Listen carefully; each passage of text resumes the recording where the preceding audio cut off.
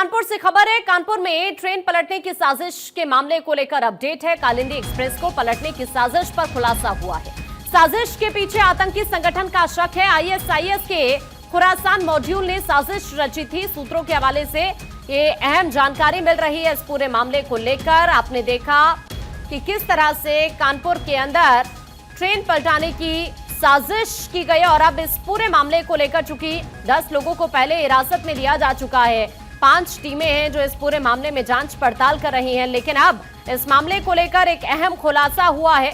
हालांकि NIA ATS भी मौके पर पहुंची और उसके बाद कुछ संदिग्धों को हिरासत में लिया गया। ये पड़ताल करने की कोशिश की गई कि क्या वाकई ये कोई बड़ी साजिश थी या फिर इसके पीछे की वजह क्या है, और इसी वजह से जो 10 लोगों को हिरासत में लिया गया उनसे पूछताछ भी की जा रही है। और अब इस पूरे मामले को लेकर एक बड़ा खुलासा ये हुआ है कि आईएसआईएस के खुरासान मॉड्यूल ने साजिश रची थी। जो सूत्र जानकारी दे रहे हैं, इस पूरे की पूरी साजिश के पीछे आतंकी संगठन को देखते हुए शक जाहिर किया जा रहा है। ये तस्वीर हम आपको वो दिखा रहे हैं जब यहां से ये बोतल, ये सिलेंडर, माचिस की बरामदगी हुई और ये जो यहां से पदार्थ मिले हैं उसके बाद इस तरह की आशंका जाहिर की गई कि ये कोई सामान्य घटना नहीं हो सकती है, ये कोई बड़ी साजिश की आशंका जाहिर की जा रही है। इस पूरे मामले को लेकर 2 तस्वीरें दरअसल न सिर्फ कानपुर में, अजमेर में भी आज हुआ ये कि यहां से मामला ये सामने आया कि यहां पर भी ट्रैक पर सीमेंट के ब्लॉक मिले हैं, जिसकी तस्वीरें हम आपको इस वक्त दिखा रहे हैं। घटना स्थल की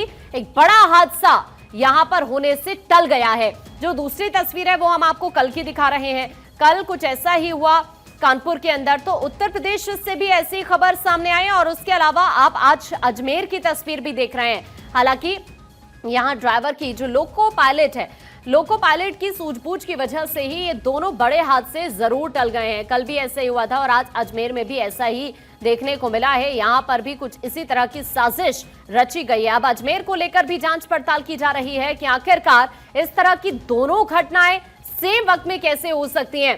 क्या वाकई इसके पीछे कोई बड़ा संगठन तो नहीं है? अब हर पहलू को लेकर जांच पड़ताल की जा रही है।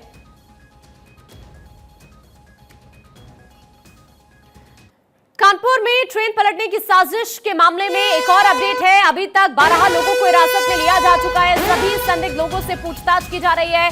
अहम खबर हम आपको ये बता रहे हैं इस मामले को लेकर। हालांकि अभी कुछ और लोगों को हिरासत में लिया जा सकता है, लेकिन अपडेट इस वक्त ये है कि अभी तक 12 लोगों को हिरासत में लिया जा चुका है। इस पूरे मामले को लेकर जिनसे पूछताछ की जा रही है, सभी संदिग्ध लोगों से पुलिस की तरफ से पूछताछ चल रही है। अहम खबर हम आपको ये कानपुर मामले से जुड़ी हुई बता रहे हैं। और दरअसल कल हुआ ये था कि यहाँ पर ट्रेन को पलटाने की एक बड़ी साजिश रची गई थी और अब इस पूरे मामले को लेकर चूंकि एनआईए की विशेष टीम भी जांच पड़ताल कर रही है और इससे इतर कुछ संदिग्ध लोगों को गिरफ्तार भी किया गया है जिनसे पूछताछ की जा रही है। और अब पूछताछ के आधार पर ही टीमें इस पूरे मामले को लेकर आगे की कार्रवाई करेंगी। क्या वाकई जिस तरह सूत्र जानकारी दे रहे हैं कि इसके पीछे आतंकी संगठन का हाथ भी हो सकता है, तो क्या अगर ऐसा है तो आखिरकार यहां से कौन कौन उसमें शामिल था और किस तरह से इस पूरी साजिश को प्लान किया गया, या फिर इनकी मंशा क्या थी, या फिर ये लोग क्या करना चाहते थे। ये तमाम वो सवाल हैं जिनका जवाब अभी मिलना बाकी है इस पूरे मामले को लेकर। और इसीलिए एक तरफ लोगों को लगातार हिरासत में लिया जा रहा है, जो संदिग्ध हैं उनसे पूछताछ की जा रही है। और इस वक्त हमारे सहयोगी शिवराज कानपुर से हमारे साथ जुड़ रहे हैं। सीधा रुक कर लेते हैं। शिवराज, 12 लोगों को अभी तक हिरासत में लिया जा चुका है, क्या अपडेट है इस पूरे मामले को लेकर, कार्रवाई को लेकर?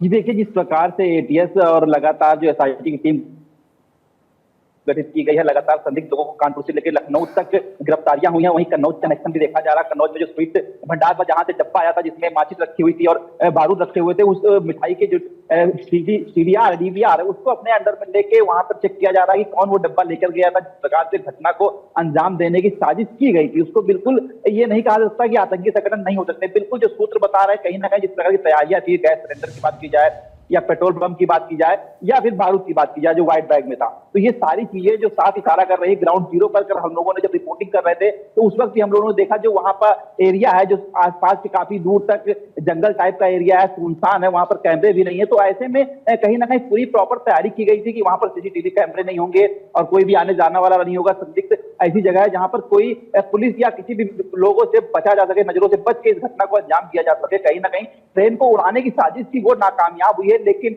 ये बिल्कुल कहना गलत नहीं होगा। कहीं ना कहीं जो संगठन है, एक कोई बड़ा आपराधिक संगठन है जो इसको अंजाम देने की लगातार साजिश रच रहा है, क्योंकि कुछ दिन पहले भी कानपुर के पनकी में ट्रेन से वो पटरी से उतार दिया गया था, तो कहीं ना कहीं उसमें जनहानि नहीं हुई थी। लेकिन अगर कल की घटना की बात की जाए, अगर सिलेंडर ब्लास्ट होता, ट्रेन से डिब्बे पटरी से उतरते, तो निश्चित तौर पर एक बड़ी जनहानि होती। जो प्लानिंग थी वो नाकामयाब रही। लेकिन अगर बात तो ये है, जैसा आप भी जिक्र कर रहे हैं कि कोई आतंकी संगठन भी इसके पीछे हो सकता है, जिस तरह से यहाँ पर बरामदगी हुई है कई चीजों की।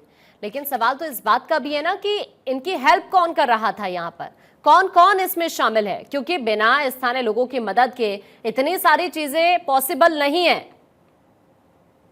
जी बिल्कुल, इस एंगल पर पुलिस जांच कर रही है। आपको बता दें कि जमात के कुछ लोगों को भी पुलिस ने उठाया है और ऐसा अनुमान लगाया जा रहा है कि ऐसा तो नहीं जमात के भेष में आकर यहाँ पर जो आसपास की मस्जिद रही हो या वहां पर रुके हों, जिसके चक्कर में इस घटना को अंजाम देने के लिए साजिश रची गई हो, उसकी भी जांच की जा रही है। जो आसपास के मस्जिद है जहाँ पर जमाती लोग रुके हुए हैं और जो यहाँ से रात में निकले हैं लखनऊ के लिए, लखनऊ की टीमों ने उठाया है, वहाँ आसपास ग्रामीण क्षेत्रों में लगातार पूछताछ की जा रही है कि अनजान लोग कोई नजर आए हो या किसी प्रकार की ऐसी एक्टिविटी देखने को मिली हो जो शक के दायरे में आते हो, तो वो लगातार पूछताछ कर रही है पुलिस। और एटीएस के लोग लगातार वहां पर मौजूद हैं। आसपास के गांव में एलआईयू पूरी एक्टिव कर दी गई है। लगातार कई टीमें एलआईयू से लेके पुलिस विभाग से लेके एटीएस तक की कई टीमें अलग अलग काम कर रही हैं। अगर कल की बात की जाए तो डॉग स्क्वाड जिस प्रकार घटनास्थल पर आया था और वहां से वो हाईवे तक गया, तो कहीं ना कहीं ये इशारा कर रहे हैं कि जो घटना को अंजाम देने वाले थे वो घटना के स्थल से चलकर हाईवे गए हैं। और हाईवे से क्योंकि दो रास्ते हैं, एक कन्नौज की तरफ जाता है, एक कानपुर की तरफ आता है, तो कहीं ना कहीं अब उसके बाद वो किधर गए इसका तो अभी जानकारी नहीं हो पाई। लेकिन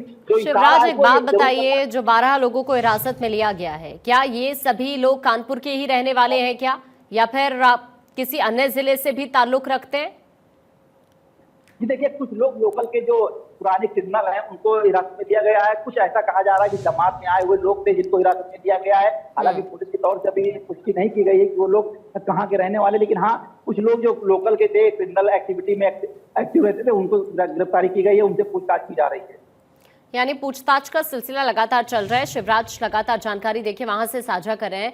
लेकिन शिवराज, ये साजिश इसलिए कही जा रही है क्योंकि अभी हमने अजमेर से भी ऐसा मामला देखा, कानपुर की तस्वीरें हमने कल देखी और आज अजमेर से भी ऐसा ही मामला सामने आया। तो कहीं ना कहीं शायद ऐसा लग रहा है कि ये सिर्फ कानपुर के अंदर ही साजिश को अंजाम देने की कोशिश नहीं की गई थी, ये देश भर में कई ऐसी जगहों से खबरें आना, ये शायद आम बात तो नहीं है कि अचानक से इस तरह से ट्रेन को पलटाने की साजिश रची गई है कई जगहों पर।